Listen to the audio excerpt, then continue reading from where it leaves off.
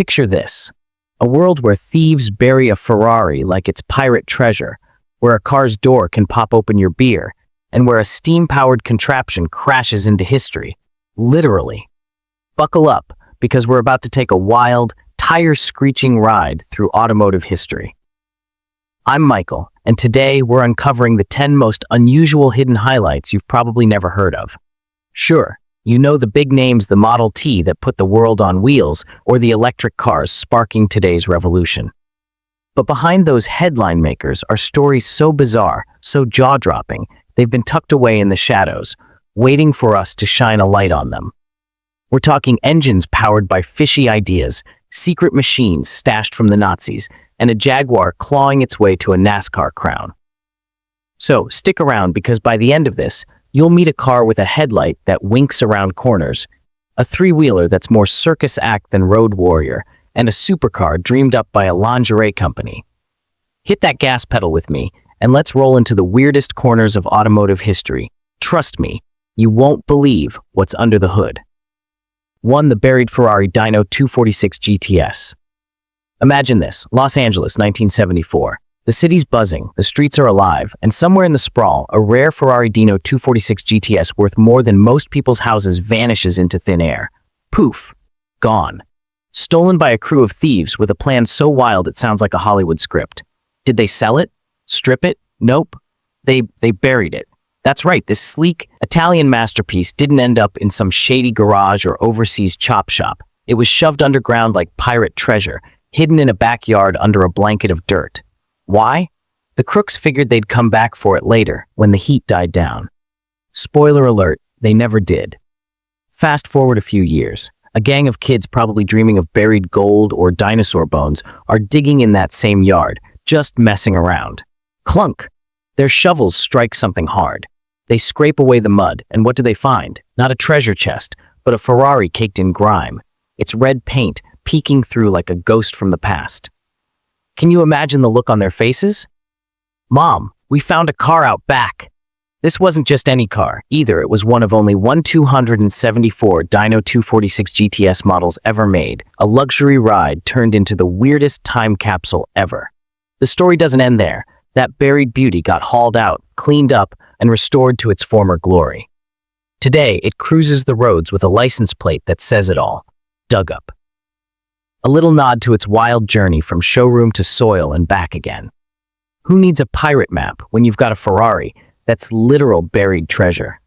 It's a heist gone so hilariously wrong, it turned a high-end car into a backyard legend, and proof that even the fanciest wheels can take a detour into the downright bizarre. 2. The Citroën 2CV prototypes, hidden from Nazis' France, 1940. The world's on fire. Nazi boots are stomping across Europe, and in Paris, the Citroën factory is churning out more than just cars, it's hiding a secret. Meet the 2CV, a little car with a big dream. A cheap, tough ride built to carry French farmers and their eggs over bumpy fields without breaking a yoke. It's not flashy, no roaring engine, no sleek curves, just a practical box on wheels. But here's the twist. This humble farmer's friend was about to become a rebel in disguise. As the Nazis swept into France, Citroën's engineers got word. The invaders were coming for anything they could use: factories, designs, even half-baked ideas. The 2CV wasn't ready yet, just a handful of prototypes, ugly ducklings still in testing. But these guys weren't about to let Hitler's crew get their hands on them. So under the cover of night, they hatched a plan straight out of a spy flick. They loaded up the prototypes, 4 of them, clunky and unpainted, and hauled them out of Paris. Destination? Nowhere fancy, just some dusty barns and attics in the countryside, scattered like needles in a haystack. They covered them with hay, draped them in tarps, and whispered, "Stay quiet, little cars, we'll be back." For years, those prototypes stayed buried in the shadows. The Nazis ransacked Citroën's HQ, but they never found the stash. Imagine the scene. Jackboots marching past, clueless, while these oddball cars designed to haul potatoes sat smugly under straw, defying the Third Reich. It's like the French resistance, but with hubcaps. The war raged on, and the 2CVs waited, gathering dust, their secret safe. Then, 1955 rolls around. The war's long over, and a farmer, or maybe a curious scavenger, swings open a creaky barn door. What's that under the cobwebs? A car, four of them, actually looking like they've been napping since D-Day. The lost 2CV prototypes, rediscovered after a decade in hiding. They're beat up, rusty, and untouched, frozen in time like automotive fossils. Citroën didn't even bothering restoring them. They're too special as is, relics of a time when a car for peasants became a quiet act of defiance. So why is this unusual? A car built to dodge potholes ended up dodging Nazis. How's that for a plot twist? It's not just a vehicle, it's a symbol of grit, proof that even in the darkest days, innovation doesn't quit.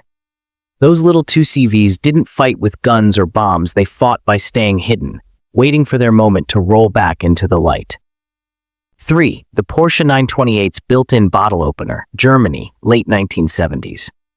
Porsche, those masters of precision, the kings of speed, unveil the 928, a grand tourer built to chew up autobahns and spit out horsepower. It's got a V8 engine, pop-up headlights, and a price tag that screams, "I'm fancy." This is a serious car for serious drivers until you crack open its little secret. Picture this. You're parked at a sunset overlook, the engine's cooling down, and you reach for a cold one. No bottle opener? No problem. Because Porsche, in all their Teutonic genius, slipped a party trick right into the design. The door striker, the metal bit that keeps the door latched, it doubles as a perfect bottle opener. Yeah, you heard that right. This isn't some urban legend or a hack from a shady car forum. Owners figured it out probably by accident, and it works like a charm. That little notched edge on the 928 striker, and even some 944 models, catches a cap and flips it off cleaner than a bartender on a Friday night. Was it intentional? Porsche won't say, they're too busy being all serious and German about it. But come on, you don't accidentally design a luxury sports car with a built-in bar tool unless someone in Stuttgart was having a laugh or maybe a beer over the drafting table. For decades, this quirk's been delighting Porsche fans. Picture the scene. A car show, a row of gleaming 928s, and some guy casually pops a bottle with his door while everyone else fumbles with keychains. It's the ultimate flex. Oh, you've got a fast car? Mine's a fast car and a party starter. It's not just a gimmick either, it's a glimpse into Porsche's soul. These guys engineer perfection, sure, but they're not above sneaking in a wink, a little nod that says, hey, driving's supposed to be fun. So why is this unusual? A high-end speed machine moonlighting as your drinking buddy? That's Porsche flexing more than just horsepower, it's personality in a sea of straight-laced engineering. The 928's already a marvel, but that bottle-opening striker?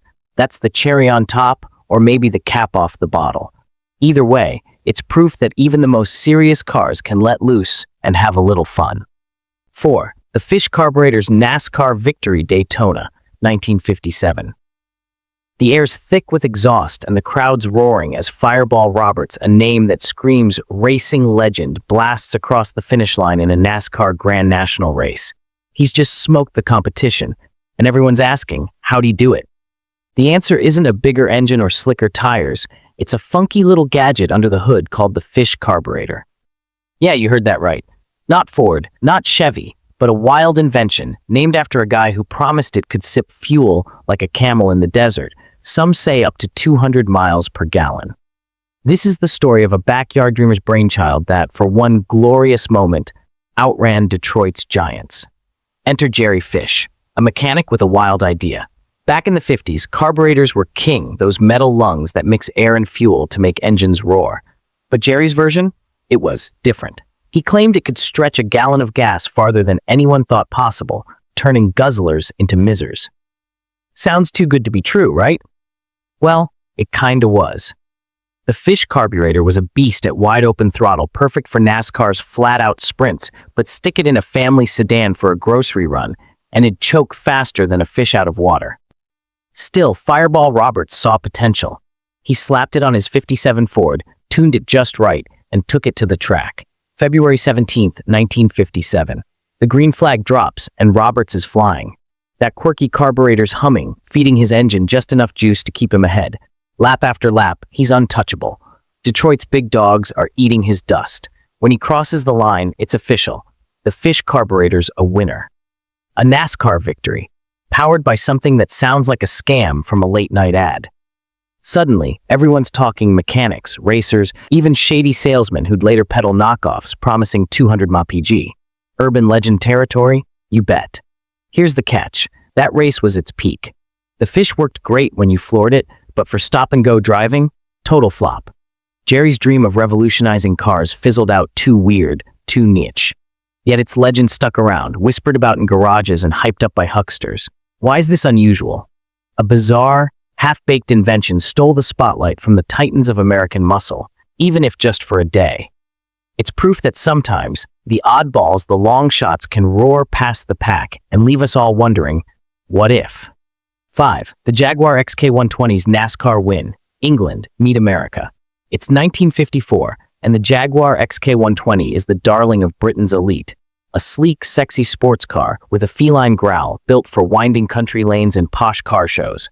Meanwhile, across the pond, NASCAR's Grand National Series is all about raw, red-blooded American muscle, big Fords and Chevys, brawling on dirt ovals, driven by guys with grease under their nails. These worlds don't mix. Or do they?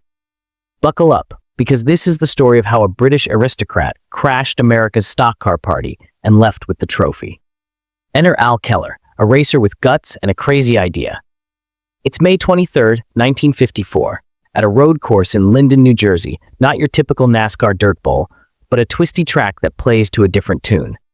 Al's tired of the same old Detroit beasts. He's got his hands on a Jaguar XK120, 120 horsepower, lightweight frame, and a look that says, "I'm too pretty for this." The other drivers laugh. A foreign car? In our race? They scoff. NASCAR's early years were an American stronghold. Imports weren't banned yet, but they might as well have been invisible.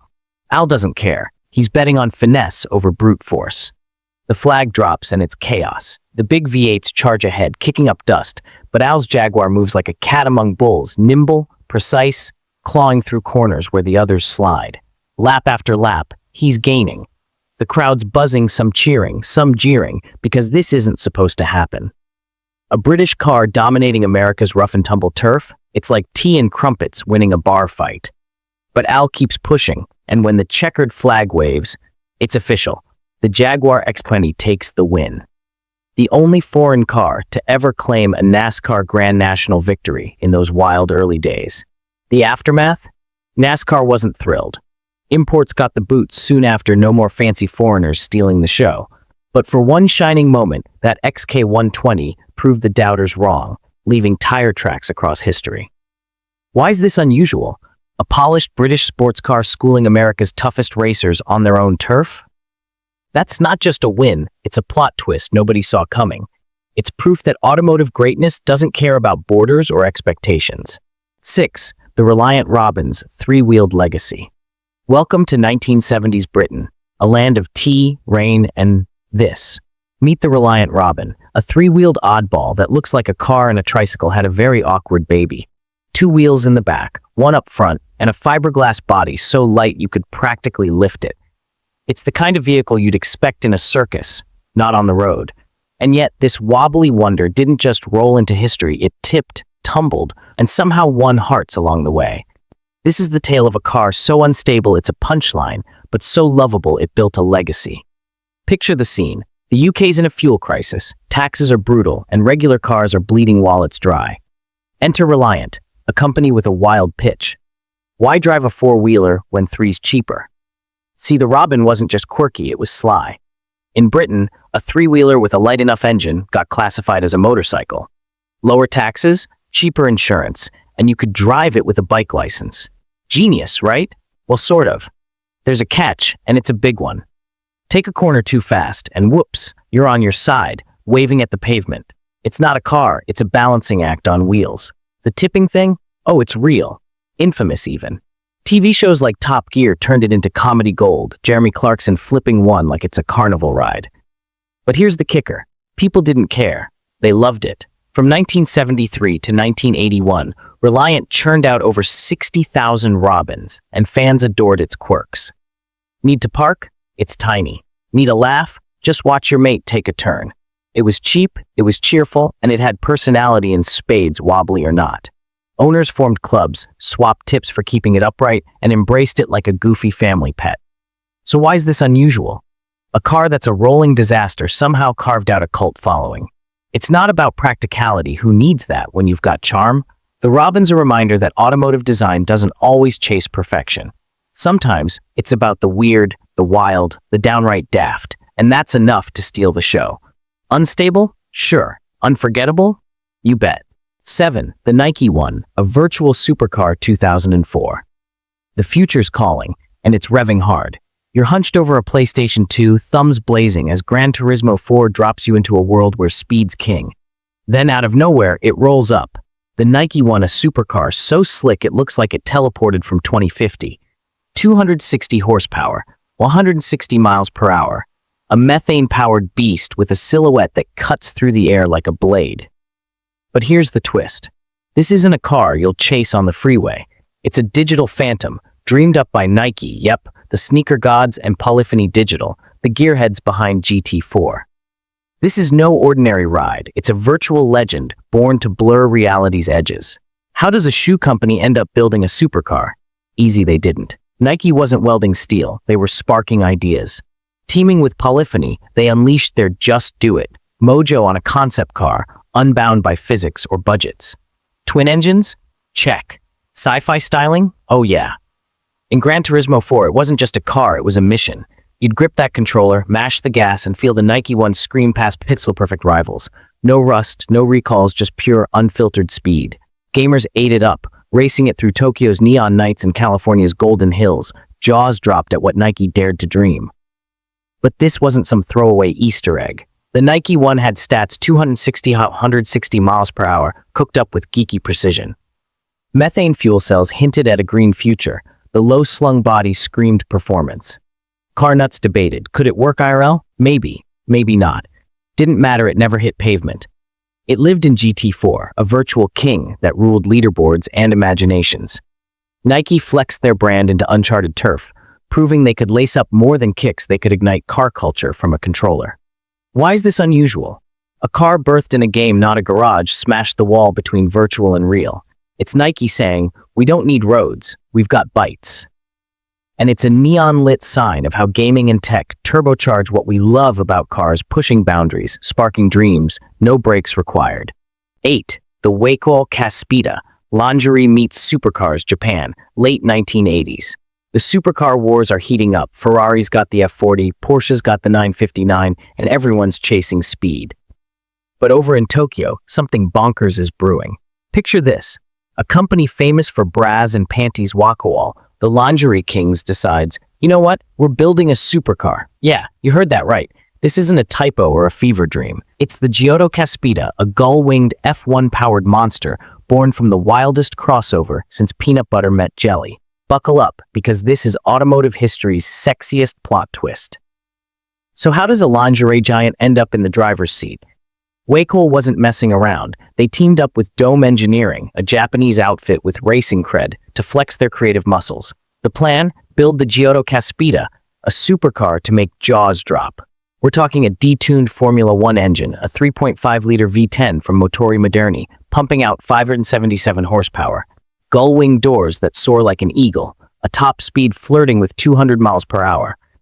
This wasn't some cute publicity stunt, it was a beast, built to rival the best.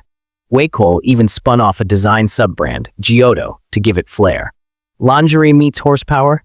That's a runway nobody saw coming. They unveiled the first prototype in 1988 at the Tokyo Motor Show, and heads turned faster than the car's revs.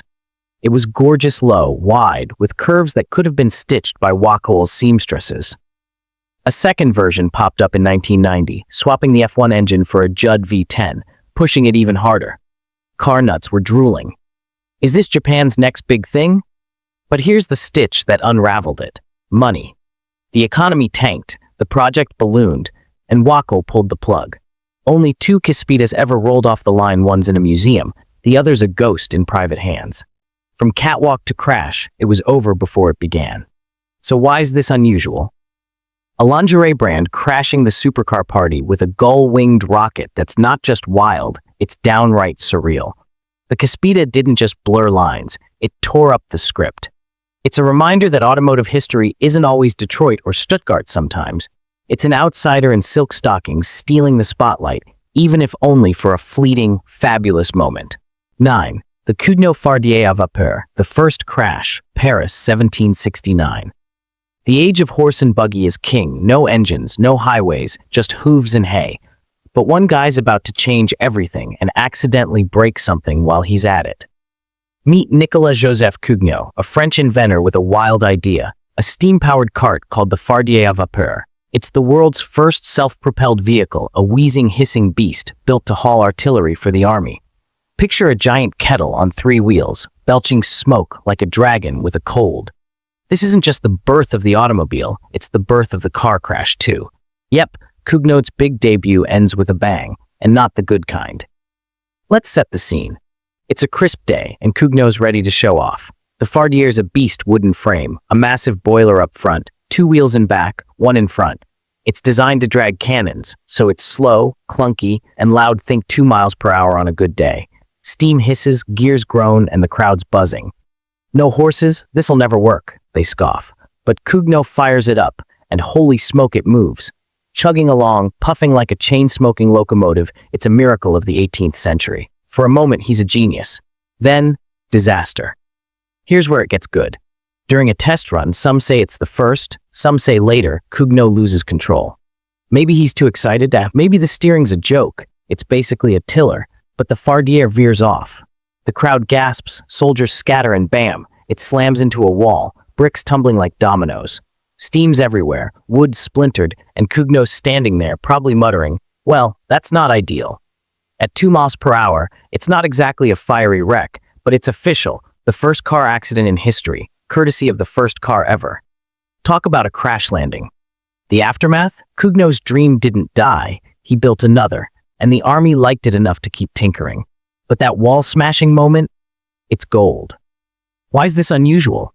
The automobile's grand entrance wasn't a victory lap, it was a faceplant into masonry. It's a hilarious nudge that even the pioneers, the trailblazers, trip over their own genius sometimes. Cugnot didn't just invent the car, he invented the oops that's been tailgating us ever since. 10. The Tucker 48's third headlight that turns America, 1948. The war's over, the future's bright, and one man's ready to rewrite the rules of the road. His name's Preston Tucker, a dreamer with a pencil mustache and a vision to outshine Detroit's Big Three.